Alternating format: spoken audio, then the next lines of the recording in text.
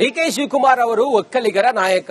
ಈ ಹಿಂದೆ ಕುಮಾರಸ್ವಾಮಿ ಅವರು, ಈಗ ಕೇಂದ್ರ ಮಂತ್ರಿ, ಈ ಹಿಂದೆ ಕುಮಾರಸ್ವಾಮಿ ಅವರು ಮುಖ್ಯಮಂತ್ರಿ ಆದಂತ ಸಮಯದಲ್ಲಿ ಡಿಕೆ ಶಿವಕುಮಾರ್ ಅವರು ಅವರನ್ನ ಬೆಂಬಲಿಸಿದ್ದಾರೆ.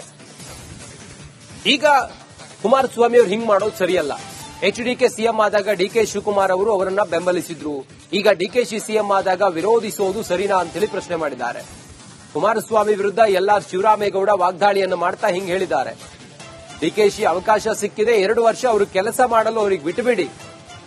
ಡಿಕೆಶಿ ಸಿಎಂ ಆಗಿದ್ದಾಗ ಕುಮಾರಸ್ವಾಮಿಗೆ ಈಗ ಹೊಟ್ಟೆ ಉರಿ ಶುರುವಾಗಿದೆ. ಕೇಂದ್ರದಲ್ಲಿ ಒಳ್ಳೆಯ ಅವಕಾಶ ಸಿಕ್ಕಿದೆ, ಕೆಲಸ ಮಾಡಿ ಕುಮಾರಸ್ವಾಮಿ ಅವರಿಗೆ ಮನವಿ ಮಾಡಿದ್ದಾರೆ ಹಿಂಗಂತೇಳಿ ಮಾಜಿ ಶಾಸಕ LR ಶಿವರಾಮೇಗೌಡ ಹೇಳಿಕೆಯನ್ನು ಕೊಟ್ಟಿದ್ದಾರೆ. ಸಹಿತ ಕಾಂಗ್ರೆಸ್ನವರಾಗ್ಲಿ ರಾಜಕೀಯವಾಗಿ ಒತ್ತಡ ಮಾಡಿರಬಹುದು. ಅದರಲ್ಲೂ ಡಿಕೆ ಶಿವಕುಮಾರ್ ಅವರು ಪ್ರಭಾವಿಯಾಗೇ ಇದ್ರು. ಅವತ್ತು ಇವರು ಮುಖ್ಯಮಂತ್ರಿ ಆಗಿದ್ದಾಗ ಡಿಕೆ ಶಿವಕುಮಾರ್ ಒಂದ್ಸರಿ ನೀರಾವರಿ ಮಂತ್ರಿನೇ ಆಗಿದ್ರು ಜೊತೆಲಿ ಸರ್ಕಾರದಲ್ಲಿ. ನಮ್ಮ ಕುಮಾರಣ್ಣ ಅಧಿಕಾರ ಮಾಡಲಿ ಅಂತಲೇ ಪ್ರೀತಿ ಪಟ್ಟರು. ಆದರೆ ನೀವು ಮುಖ್ಯಮಂತ್ರಿ ಆಗಿದ್ದಾಗ ಇಷ್ಟೊಂದು ಸಪೋರ್ಟ್ ತಗೊಂಡವರು ಒಕ್ಕಲಿಗ ಜನ ಹೊಸ ನಾಯಕನನ್ನ ಹುಡುಕ್ತಾ ಇದೆ. ಇದರಲ್ಲೇನು ಅನುಮಾನ ಇಟ್ಕೋಬೇಡಿ, ಯಾರು ಅನುಮಾನ ಇಟ್ಕೋಬೇಕಾಗಿಲ್ಲ. ಹೊಸ ನಾಯಕನನ್ನು ಹುಡುಕ್ತಾ ಇದೆ. ಆ ಹೊಸ ನಾಯಕ ಯಾರಪ್ಪ ಅಂದ್ರೆ ಡಿಕೆ ಶಿವಕುಮಾರ್. ಸಿಕ್ಕಿದ್ದಾರೆ, ಕೊಡಿ ಅವ್ರಿಗೊಂದು 2 ವರ್ಷ ಫಸ್ಟ್ ಕೆಲಸ ಮಾಡಲಿ, ಅಧಿಕಾರ ಮಾಡಲಿ. ಅದು ಬಿಟ್ಟು ಡೆಲ್ಲಿಲಿ ಕೆಲಸ ಮಾಡ್ರಿ ಅಂದ್ರೆ ಹೋಗಿ ಬಂದು ಮುಗಿತಕ್ಕೆ ಬಂದ ಅಂತ ರಾಮನಗರಕ್ಕೆ ಬರೋದು, ಯಾವುದು ಬಿಡದಿ ಕೇಳಕ್ಕೆ ಲೋಕಲ್ ಲೀಡರ್ಗಳಿಲ್ವಾ? ಬಿಡದಿದ್ದು ಯಾರು ಪ್ರಾರಂಭ ಮಾಡಿದ್ದು? ಬಿಡದಿದ್ದು ಯಾರು ಸ್ವಾಮಿ ಪ್ರಾರಂಭ ಮಾಡಿದ್ದು? ನೋಟಿಫಿಕೇಶನ್ ಮಾಡಿದ್ದಾರು? ಉತ್ತರ ಹೇಳಬೇಕು ಸನ್ಮಾನ್ಯ ಕುಮಾರಣ್ಣ ಅವರು.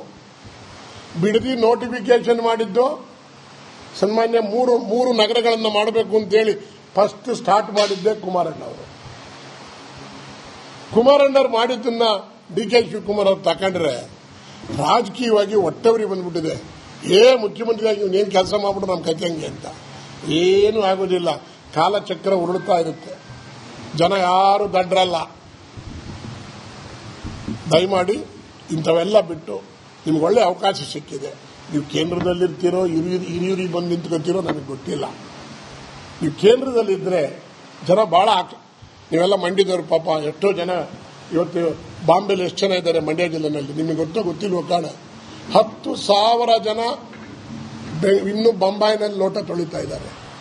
ನೀವು 2 ಸಾರಿ ಮುಖ್ಯಮಂತ್ರಿ ಆದಾಗಲೂ ಸಹಿತ ಕಾಂಗ್ರೆಸ್ನವರಾಗ್ಲಿ ರಾಜಕೀಯವಾಗಿ ಒತ್ತಡ ಮಾಡಿರಬಹುದು. ಅದರಲ್ಲೂ ಡಿಕೆ ಶಿವಕುಮಾರ್ ಅವರು ಪ್ರಭಾವಿಯಾಗೇ ಇದ್ರು. ಅವತ್ತು ಇವರು ಮುಖ್ಯಮಂತ್ರಿ ಆಗಿದ್ದಾಗ